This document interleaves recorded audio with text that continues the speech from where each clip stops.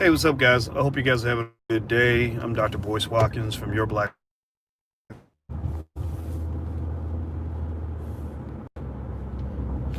Hey, what's up, guys? I hope you can hear me now. For some reason, I got this new iPhone and it's not connecting the way I wanted to. But anyway, I want to talk about something. I shared this today and I want to get it off my brain while I'm thinking about it. And if I can't maintain my connection, I'll just record it and load it up later. What's going on, everybody? I can't look at you while I'm driving because I want to drive, and I don't want your last memory of me to be a big fiery crash. I want to talk about slavery and freedom and what freedom means, and basically connect the game of chess that you have to be able to play in order to win in white supremacy. Let me just explain this. White supremacy is a chess game. These systems, racist systems, are only escaped if you know how to play chess. They're not good for those who play checkers, because a checkers player is only thinking about their next move. A chess player is thinking about the next 5 or 6 moves and how those moves link to other moves. So anyway, let me talk about freedom and slavery. So we do a lot of talk about freedom in our community. Freedom is a really popular word. Words like freedom and power, those are words that are used a lot. I would almost say overused, particularly by people who don't quite know what freedom is. They don't quite know what power is. So for example, I was talking to Dr. Claude Anderson today, and we were talking about, what's going on with, with the elections and everything else. And by the way, I think I'll be able to get him in next week. He's feeling better. He's feeling much better. So he sends his regards.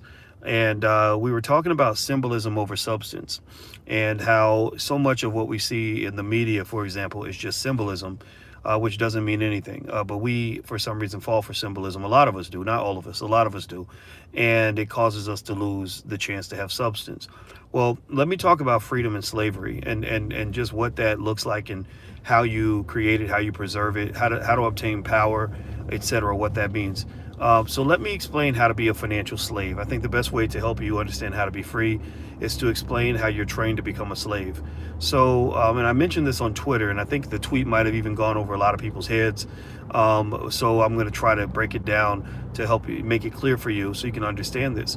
So the tweet that I made was, I said, okay, so I'm black, and my pathway to freedom is I'm going to go spend my life trying to work for my oppressor. I'm going to spend my life trying to go live in my oppressor's neighborhood. I'm going to spend my life letting my oppressor educate my kids. And I'm going to give all my money to my oppressor by buying my oppressor's products. And then I'm going to be free. That's going to be my pathway to freedom. And then I jokingly said, this was stated by no intelligent black person ever, right? And I wasn't seeking to make anybody feel bad, because a lot of us fall for the okie doke.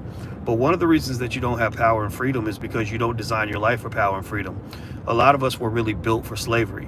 You're trained for slavery at an early age. So basically, what you're trained to do is you're trained to chase the wrong things. You're trained to want the wrong things, which ultimately leads you to do the wrong things. Everything that you claim to want in terms of freedom, you're not actually pursuing that. You're pursuing everything that's going to incarcerate you and add to your incarceration. So for example, let's talk about economics. The number one reason black wealth is dropping is because you spend your whole life believing that you need to go to a big white university in order to be successful. Well, that big white university says, okay, sure, we'll help you be successful. We'll prepare you to go get a job working for one of our white friends, or for a white person. So you go to this university and they take $200,000 of your family wealth, and then you're stuck. And after that, you're a sharecropper. After that, you're a sharecropper because the amount of money that you're making is not enough for you to pay your student loan debt. So then you're spending your life contributing to white supremacy by working for a white corporation so you can repay the debt that you owe to a big white university. And the whole time that you were trained to pursue a big white university is when you were going to maybe a white run public school, right? So from an early age, you were put into a school where the thinking and the teaching was all Eurocentric. Everything that you were taught was basically about the greatness of white people and how black success is measured by getting closer to white people. You were trained to worship civil rights leaders who basically, did silly things like, walk across a bridge. And Dr. Claude Anderson said that, he said, when I watched those civil rights leaders, walk across a bridge, he said, I didn't care about walking across a damn bridge. I want to know who owns the bridge. Do we own the bridge? I don't care about walking across the bridge. I'm not going to let you beat me upside the head just so I can have a chance to go spend money at your lunch counter.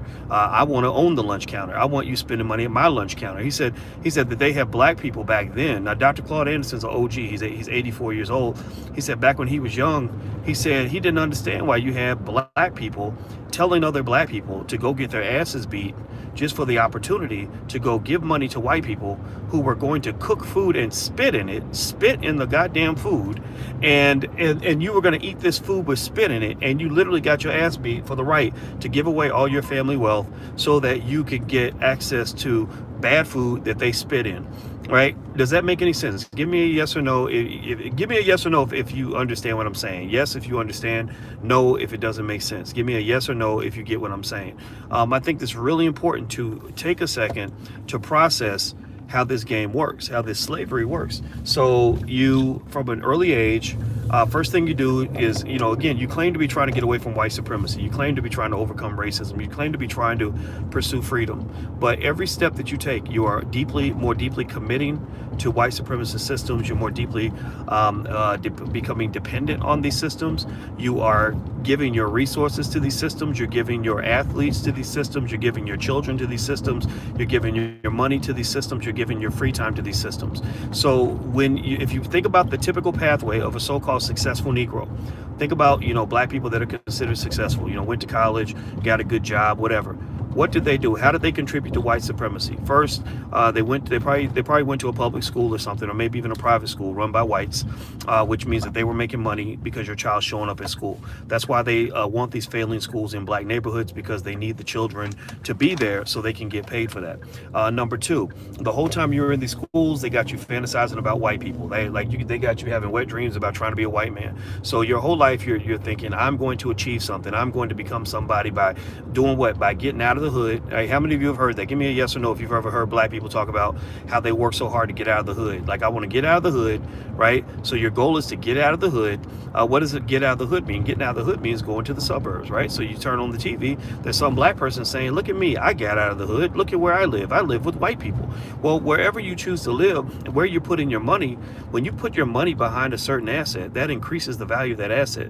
When you're putting money behind certain types of property, that increases the value of that property. When you're trying to invest your money in certain neighborhoods, that increases the property values of those neighborhoods. When you are leaving those neighborhoods and taking your capital out of those neighborhoods, that is reducing the value of those neighborhoods. So you're reducing the value of your neighborhood and increasing the value of their neighborhood. So what they've done is they have created you to be an inferior species that serves them. Almost like if we went to, I saw a movie once where they bred clones. They would create these clones, and the clones were bred to be slaves. The clones were bred to be this inferior species that was there to serve the master, right? So the clone, if you needed to have a healthy kidney, you would have them create you a clone, and the clone would grow up not knowing that they were just built for slavery. The clones were never taught anything about the outside world. The clones were never taught anything about freedom. The clones were never taught anything other than serving the system. The clones were taught to desire to be fed up to the system. The clones look forward to being used by the system so they can serve their master. So you are those clones. You are that inferior species that is this secondary group of people that are bred and born and wired to do nothing but serve your masters. So you serve them. You send your child to that white school, so the white people are making money from your child being at that school. Then after that, your child is wired to go to a white university and give away all your family wealth so they can get that degree from that university. Then your child will work until they're dead, like literally work until they die at a white-owned corporation so they can repay the debt they owned a white university and build wealth for a white person, while probably in many cases renting an apartment from a white guy. So if you want to know where the wealth went, if you want to know where your money went, some of it went away obviously through slavery. They stole your labor, but part of that theft, the biggest part of that theft, was actually committed by you, because you were an unwilling and unwitting accomplice in white supremacy. So that's I got to go, guys. I just thought I had to break that down. I know that's a basic concept for some of you may not be, but I think sometimes drilling deeper into the basics and the fundamentals allows us to really understand what's really going on. So if you want to know the solution is simple. In the Black Business School, we talk about the Black Core of Three, which means that Black people should educate our own children, right? Put money into your schools, not their schools. You got Black teachers. Give me a yes or no. Do we have black teachers that can teach black children? Are black teachers available? Educate your own children. Two, create your own jobs. Do we have black business owners? Give me a yes or no. Do we have black business owners that can serve black consumers? Yeah, then why not circulate that money with those black business owners, right? Create your own jobs and support black businesses. If we support black businesses and we start with that 1.3 trillion and we keep that 1.3 trillion circulating, that 1.3 trillion becomes 4, 5, 6 trillion because the dollar's circulating 5, 6, 7 times before it leaves the community. So teach that to your kids, teach them yourself. Stop letting your enemy, your children, and you also need to stop letting your enemy teach you. So that's it. I gotta go, guys. That's what it is. If you go study Powernomics and you look at Dr. Claude Anderson's 5-story building of power, it starts with economics, which goes into controlling the politics, which then allows you to control the education, which allows you to control the media. So ultimately, if you go into that building and you build it the right way, then you can actually have real power. But real power means that instead of teaching each other to get jobs, we must teach each other to build systems. Building systems. White supremacy must not be, don't worry so much about overcoming white supremacy from the inside out.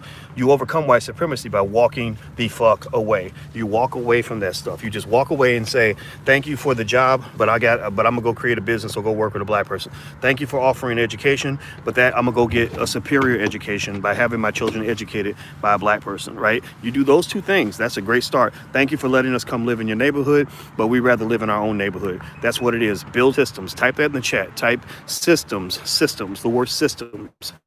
We must build systems, teach our children to build systems, and that's how we can build power. I got to go, guys. Hit the thumbs up button, share, and subscribe button. Also, do me a favor. Tonight, if you want to hang out with us, we're doing the Emancipation Equation, which is a real estate investing seminar. If you're interested in learning about multifamily property, Julian Gordon is in the process of buying back Baton Rouge. He's raised over $1 million to do it. And so Julian is also the dean of real estate in the Black Business School. And he's doing a free event tonight at 8 o'clock.